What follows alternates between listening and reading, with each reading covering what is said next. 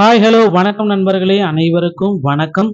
இன்னைக்கு நாம இந்த வீடியோல இதை பற்றி பார்க்க போறோம் அப்படின்னு பாத்தீங்கன்னா, கூட்டுறவு பயிர்க்கடன்களை தள்ளுபடி செய்யக்கூடி சென்னையில 20க்கும் மேற்பட்ட விவசாய சங்கங்கள் பாத்தீங்கன்னா பேரணி நடத்திருக்காங்க. என்ன அப்படின்றத பார்க்கலாம்.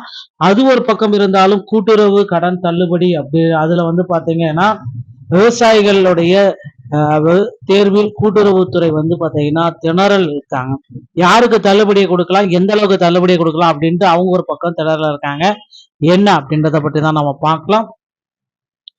நீங்க நம்முடைய சேனல்ல முதல் முறையா பாக்குறீங்க அப்படின்னா மறக்காம ஒரு சப்ஸ்கிரைப் பெல்ல கிளிக் பண்ணி வச்சுக்கோங்க. கடலூர் மாவட்டத்தில் கடன் தள்ளுபடிக்கு தகுதியுடைய விவசாயிகள் தேர்வு செய்வதில் கூட்டுறவுத்துறை குழு அலுவலர்கள் திணறி வருகின்றனர். கடலூர் மாவட்டத்தில் கூட்டுறவுத்துறையின் கீழ் இயங்கும் 160 தொடக்க வேளாண் கூட்டுறவு சங்கங்கள் விவசாயிகளுக்கு நெல், வாழை, நிலக்கடலை, கரும்பு, பருத்தி சாகுபடி பயிர்க்கடன் 1.15 லட்சம் வரை விவசாயிகளுக்கு 818 கோடி விவசாயிகள் வழங்கப்பட்டிருக்கிறது.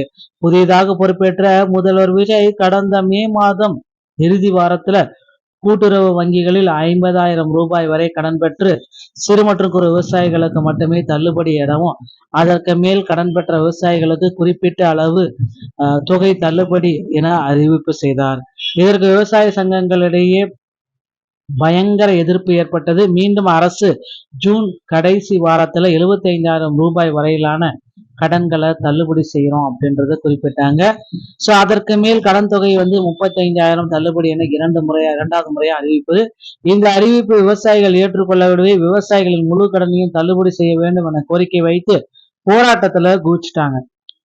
விவசாயிகளின் கோரிக்கைகளுக்கு அரசு செவிசாய்க்கத்தால் அதிருப்தி அடைந்தனர். அரசு விவசாயிகளுக்கு விவசாய பயிர்க்கடன் செய்வதில் ஏராளமான விதிமுறைகளை வகுத்து அதன் அடிப்படையில் விவசாய கடன் குறித்து ஆய்வு செய்து தள்ளுபடி செய்ய உள்ளது. கடலூர் மாவட்டத்திற்கு 595 கோடி தள்ளுபடி தொகையாக அரசு நிர்ணயித்துள்ளது. முழு தள்ளுபடியும் 75,000 ரூபாய் கடன் பெற்ற விவசாயிகளுக்கு அசல் மட்டுமே தள்ளுபடி செய்யப்படும். கடனை தவறி செலுத்தி விவசாயிகள் கடன் வட்டி செலுத்த வேண்டியிருந்தால் அதனை கட்டாயம் செலுத்தினால்தான் தள்ளுபடி சான்று வழங்கப்படும். மத்திய மாநில அரசு பணியாளர்கள் ஓய்வூதியர்கள் பெற்ற கைக்கடனுக்கு தள்ளுபடி கிடையாது அப்படின்றத இப்ப நமக்கு அப்டேட்டும் பண்ணிட்டாங்க. சோ இதனால பாத்தீங்கன்னா கூட்டுறவு பயிர்க்கடன்களை தள்ளுபடி செய்ய கோரி 20க்கும் மேற்பட்ட விவசாய சங்கங்கள் சென்னையில பேரணிகளை நடத்திருக்காங்க.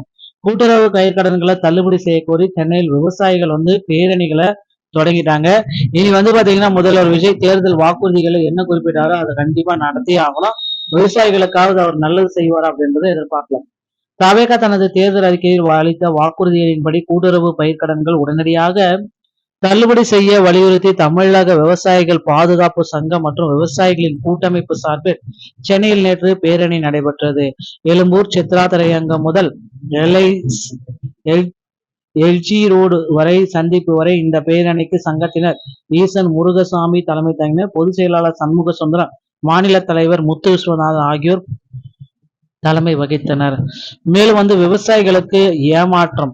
அப்பொழுது செய்தியாளர்களிடம் ஈசன் முருகசாமி கூறியதாவது, தாவேக ஆட்சிக்கு வந்தால் 5 ஏக்கர் வரை நிலம் வைத்துள்ள விவசாயிகளுக்கு முழுமையாக கடன்களை ரத்து செய்வோம் அப்படின்ட்டு குறிப்பிட்டாரு.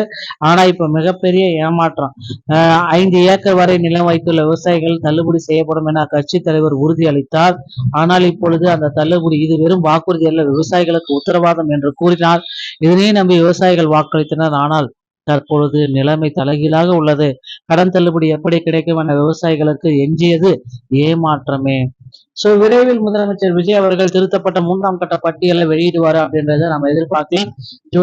ஜூலை 15ஆம் தேதிக்குள்ளார இதெல்லாம் நடக்கும்ன்றதை நம்ம எதிர்பார்க்கலாம். இந்த மாதிரி தகவல்களை நீங்க உடனுக்குடன் பெற நீங்க நம்முடைய சேனலோட இணைந்திருங்க. நன்றி, வணக்கம், தேங்க்யூ.